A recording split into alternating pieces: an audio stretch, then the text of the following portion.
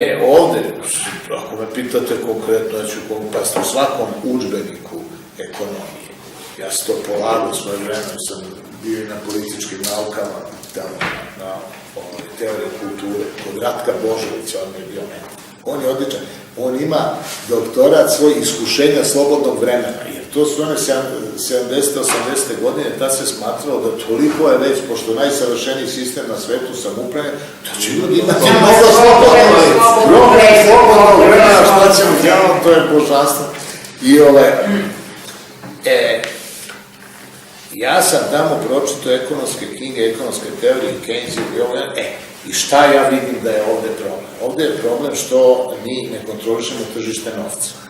Znači, mi bi morali prvo, kao što je Dinkić uradio s mašinkama u ovu Narodnu banku, znači prvo oterati sve ove koji drže, nama brane da mi štampamo novac, razumeš, na osnovu koga bismo mi mogli da pokrenemo privredu. Drugo, morate, znači, zatvorite privredu, preuzmete tržište novca i onda prve godine garantujete otkup svih poljoprivrednih proizvoda. Nikakvo ulaganje. Svi poljoprivredni proizvodi bit će otkupljeni po proizvodnoj ceni plus 10-20%.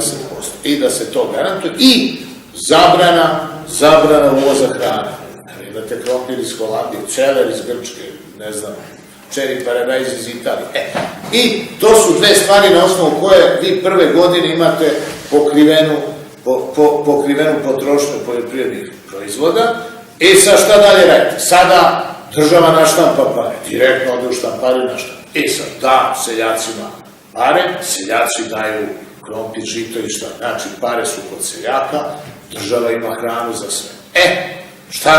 Šta radi seljak s parama? Ajde, ne veruje banci, ali da pretpostavimo da je poverovao, on odnese novac u banku. Dakle, to je sve slobodni kapital za reinvestiranje, u pruge, u put. Znači, imate hranu, imate kapital koji je pokriven robom, pokriven hranom.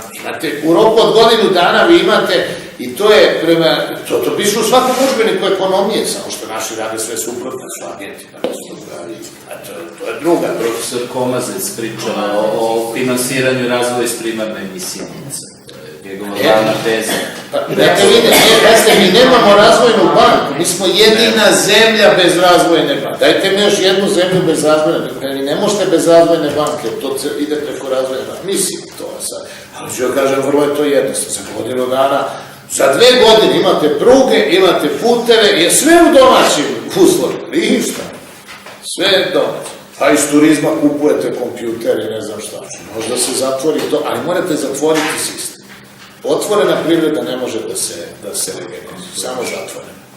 Pa onda da uđe ovo što se ovdje radi, to je nešto.